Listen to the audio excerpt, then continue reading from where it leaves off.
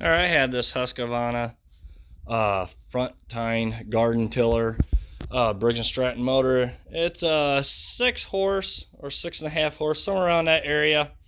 That all it does is start off starting fluid. So I will be showing you how to take it off and clean the carburetor. All right, so I got me a drain pan. Normally when I go clean the carburetor, I'll drain the gas out of these tanks and flush them out, because usually sometimes there's stuff inside this carburetor. So we're going to go ahead and take this cover off.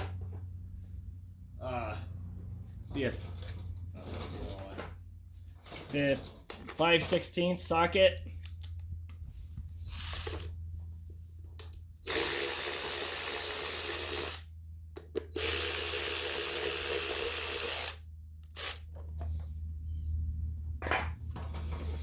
Alright, so we got that off, and right there's the air filter. Right there, so if you think it needs a new one, put a new one on. We're going to take these two bolts out here. They are 15/16 socket.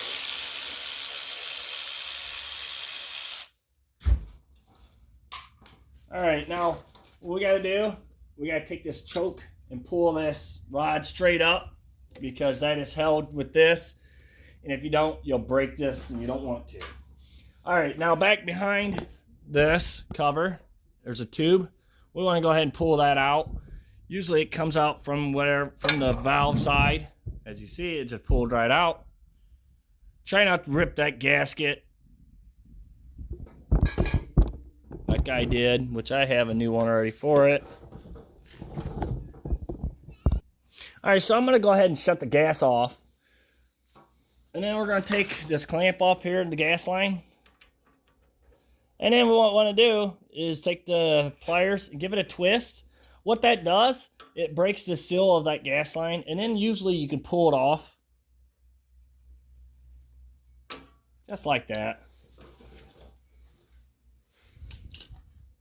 And it should shut off. And as you see, this one's not.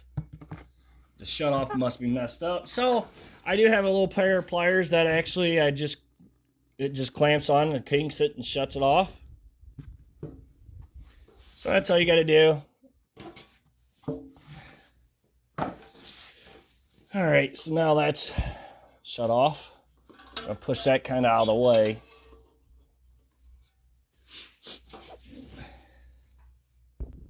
All right, so we're going to be taking these two bolts off right here. The sockets you really don't fit too well there. So I have these bits right here. They are T27, this one is. That fits in there just perfect. That we're going to use. Get an extension. We're going to go ahead and take them off.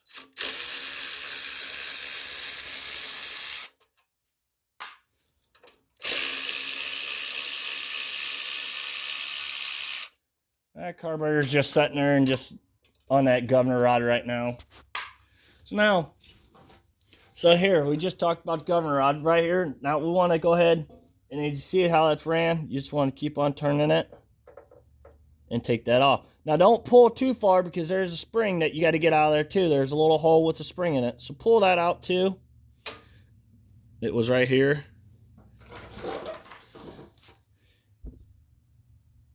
And I think, if I'm sure, these are the part numbers for that carburetor if you want to get a new carburetor.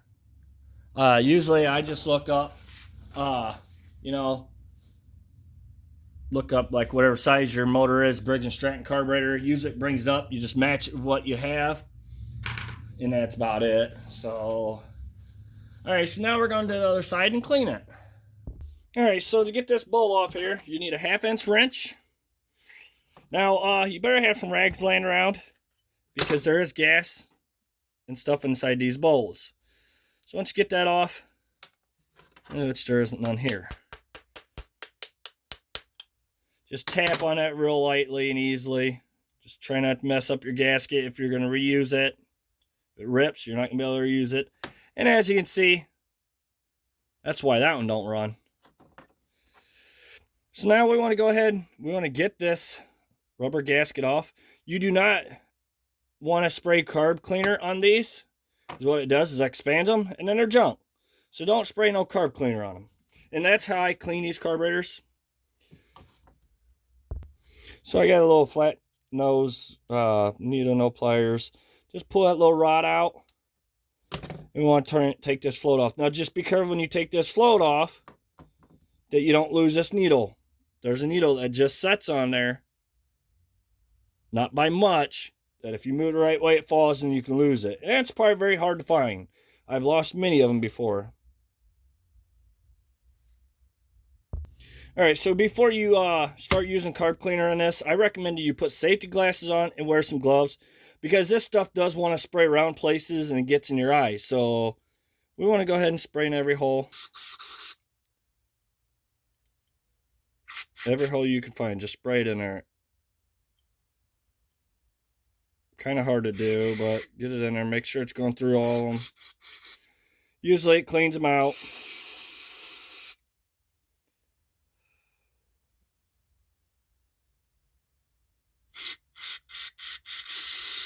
Shaking a little bit today. All right, now we gotta get this back hole back here. Make sure it's all clean.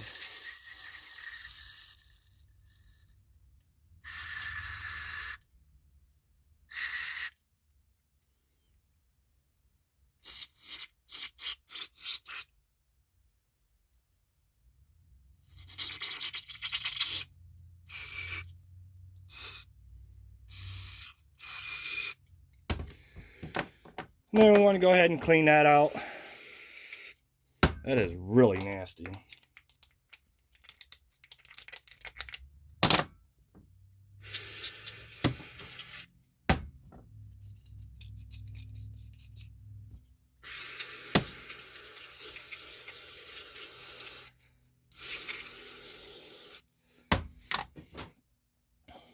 All right.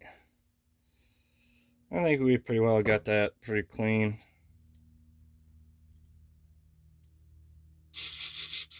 I'm just showing you how to clean these. This is because this is a customer's and they told me just go ahead and get a new carburetor. So I'm just showing you how to clean this so you can do it and see if you can get your carburetor cleaned. Sometimes you can get them clean, they work well. Sometimes they don't work at all. So yeah, just I should have been telling you what to do here. Let me take this back out and show you. So you want to lean this float always back so that needle don't fall out, and get it in that hole. And then put that in there. And put your rod.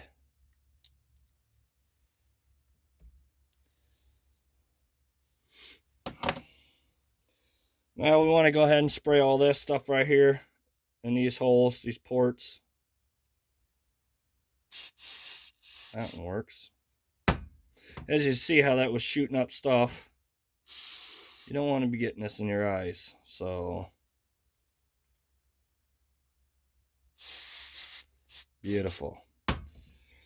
So we're going to go ahead and get our gasket put back on.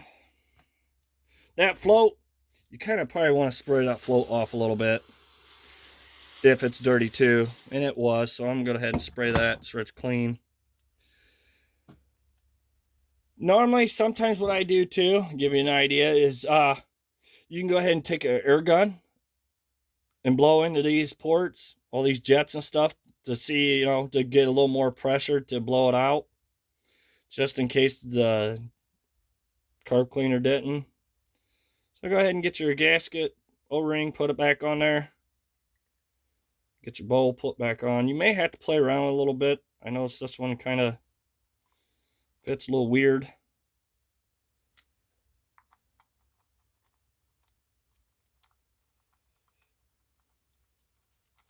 And we're going to go ahead and tighten that down. Make sure your gasket's in there. See how that popped back out?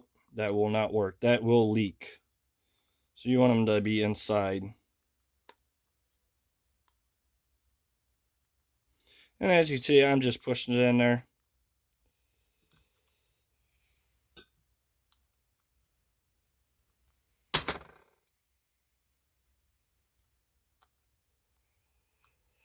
Sometimes You're better off just get a new gasket if you got one. All right, so this one's all messed up. It's junk. I'm not gonna put another one on it because, like I said, the customer wanted a new mower, our new carburetor. So I'm just gonna show you. Obviously, make sure your gasket's on there, right in there.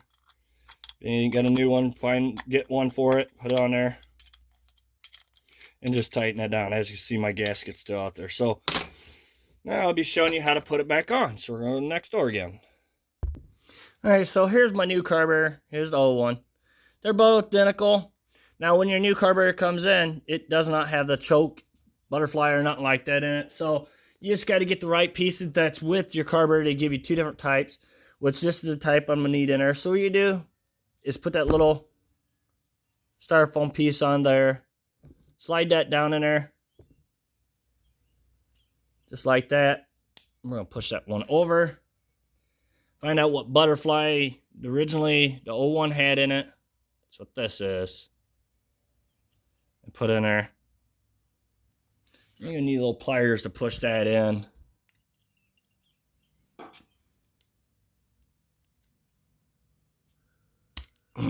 Just like that. And it should turn and close all the way. There it is. Now, so earlier when we took that choke rod out, it would go right on top of this. So, all right, now we got to get our gasket put back in between the intake and the carburetor. So first off, though, let's get my gas line all the way so you can see what I'm doing. We need to get our governor rod put on. First off, we're going to do the spring first. Get some stuff out of my hands. That little spring goes in that little hole. Then we're going to go ahead and do the big one. Now we're ready for our gasket. That gasket, if you just push it into the intake, it's designed to hold that in place just like that. Then you ain't got to hold it and try to bolt everything down and, line everything up. Makes life a little easier. We're going to go ahead and get these bolts put back on. And I already drained my tank and flushed it out. So we're good on that end. Now, when I ordered this carburetor, it came with a inline filter, gas filter, fuel filter. I'm probably going to put that on. We want to tighten that down. Don't tighten it too much, now re-break it, but you want enough so you know it's going to work. All right, so we're going to go ahead and get our gas line put back on.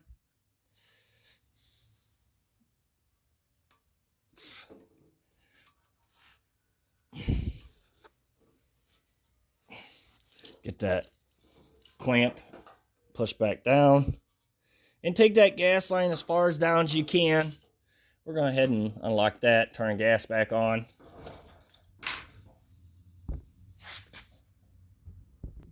All right, so we want to go ahead and get all this stuff put back on. We want to go ahead and get our rubber hose put back in the valve cover. Don't forget your gasket that goes back behind there. Oh, I forgot.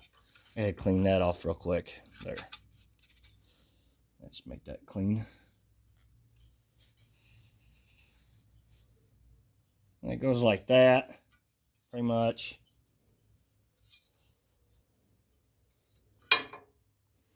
Oh, I dropped it. Try not to rip it or drop your gasket. I mean, if you do, it's no biggie, but just make sure you don't rip it. I'm going to try to get one bolt put in there to hold that in place. Kind of a task, trying to hold that.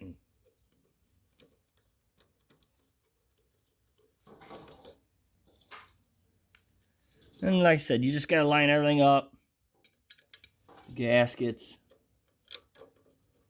And get everything started. And make sure you get it lined up and they're not falling down where they're not working. Because these gaskets are very important where no dust or nothing gets in this carburetor.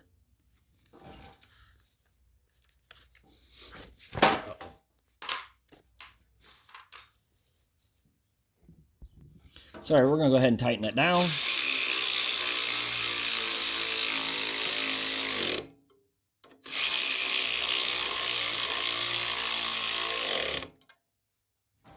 Next thing is we want to go ahead and get that pushed down over here. It only goes one way. You can tell by there's a little groove here and a big groove here, which on that plastic piece was a little groove and a big groove.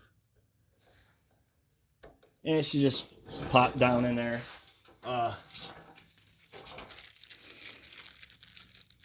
My kit came with a new air filter too, so it came with quite a bit of things. And this carburetor was less than $20. So we're gonna go ahead and put a new one on there. Then we're gonna go ahead and put that cover, our air breather cover, back on.